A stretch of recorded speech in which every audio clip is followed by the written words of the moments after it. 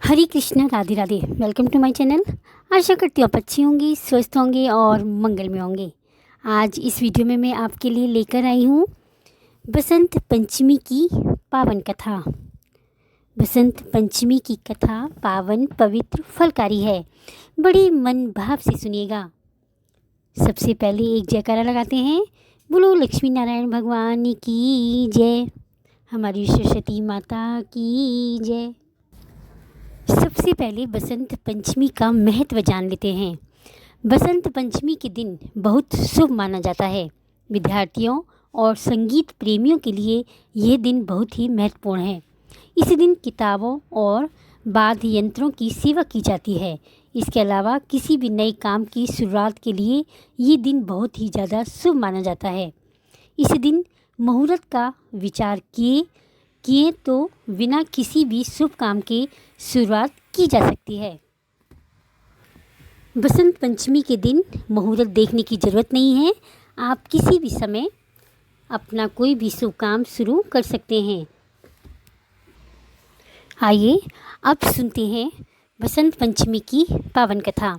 बड़ी मन भाव से सुनिएगा। कोई भी कथा सुनने से पहले खाली हाथ कथा नहीं सुनी जाती। तो हाथ में कुछ दक्षिणा, पीले फूल, हाथ में चावल लेना बहुत ही ज़्यादा शुभ माना जाता है। प्राचीन कथाओं के अनुसार सृष्टि के प्रारंभिक काल में भगवान शिव की आज्ञा से भगवान ब्रह्मा जी ने जीवों, खासतौर पर मनुष्य योनि की रचना की। लेकिन अपनी सर्जना से वे संतुष्ट नहीं थे। उन्हें लगता था कि कुछ कमी रह गई है, जिसके कारण चारों ओर मौन छाया रहता है। तब ब्रह्मा जी ने इस समस्या के निवारण के लिए अपने कमंडल से जल अपनी हथेली में लेकर संकल्प स्वरूप उस जल को छिड़क कर भगवान श्री विष्णु भगवान की स्तुति करनी आरंभ की। ब्रह्मा जी की किए स्तुति को सुनकर भगवान विष्णु तत्काल ही उनके सम्मुख प्रकट हो गए और उनकी समस्या जानकर भगवान विष्णु ने आदि शक्ति माता दुर्गा का आह्वान किया। विष्णु जी के द्वारा आह्वान होने के कारण भगवती दुर्गा वहाँ तुरंत ही प्रकट हो गई। तब ब्रह्मा एवं भगवान विष्णु जी ने उन्हें इस संकट को दूर करने का निवेदन किया।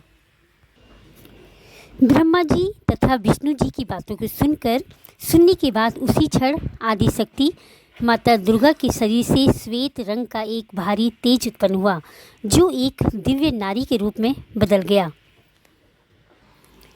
यह स्वरूप एक चतुर्भुजी सुंदर स्त्री का था, जिनके एक हाथ में बीड़ा तथा दूसरे हाथ में वर मुद्रा थे।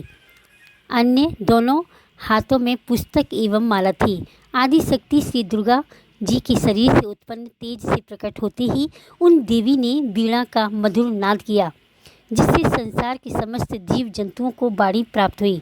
जलधारा में कोलाहल व्याप्त हो गया। पवन चलने से सरसराहट होने लगी। तब सभी देवताओं ने शब्द और रस का संचार कर देने वाली उन देवी को वाणी की अधिष्ठात्री देवी सरस्वती कहा गया। फिर आदिशक्ति भगवती दुर्गा ने ब्रह्मा जी से कहा कि मेरे तेज से उत्पन्न हुई ये देवी सरस्वती आपकी पत्नी बनेगी। जैसे लक्ष्मी जी भगवान विष्णु की शक्ति हैं, पार्वती महादेव जी शिव की शक्ति हैं, उसी प्रकार ये सरस्वती देवी ही आपकी शक्ति होंगी। ऐसा कहकर आदि शक्ति श्री दुर्गा एवं देवताओं के देखते देखते वहीं पर अंतर्ध्यान हो गई। इसके बाद सभी देवता सृष्टि के संचालन में संलग्न हो गए। माता सरस्वती को भागेश्वरी, भगवती, शारदा, बीड़ावादिनी तथा भाग्य देवी सहित अनेक नामों से पूजा जाता है।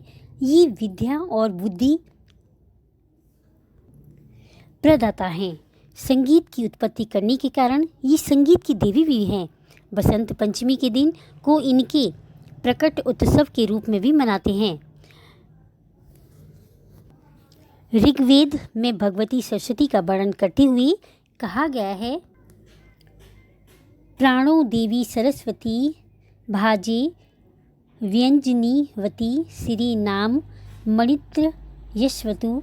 अर्थात ये परम चेतना है। सरस्वती के रूप में ये हमारी बुद्धि, प्रज्ञा तथा मनोवृत्तियों की संरक्षिका हैं। इनमें जो संचार और मेगा हैं, उनका आधार भगवती सरस्वती ही हैं।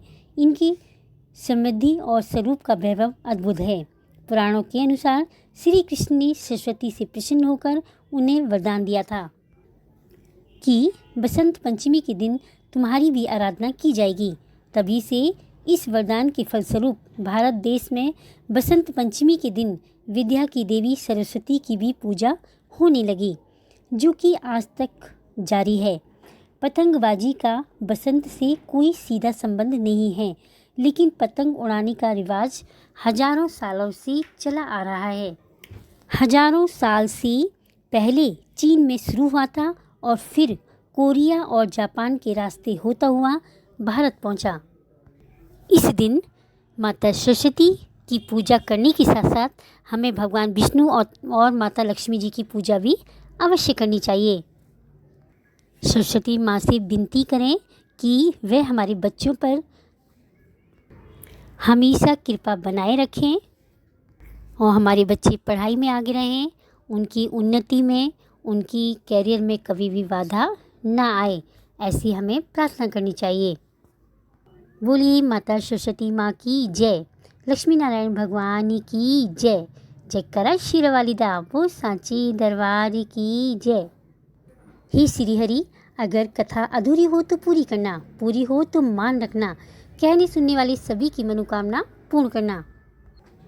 अगर वीडियो अच्छी लगी हो तो लाइक करें, कमेंट करें, मीनूज़ लाइफ स्टाइल को सब्सक्राइब करें।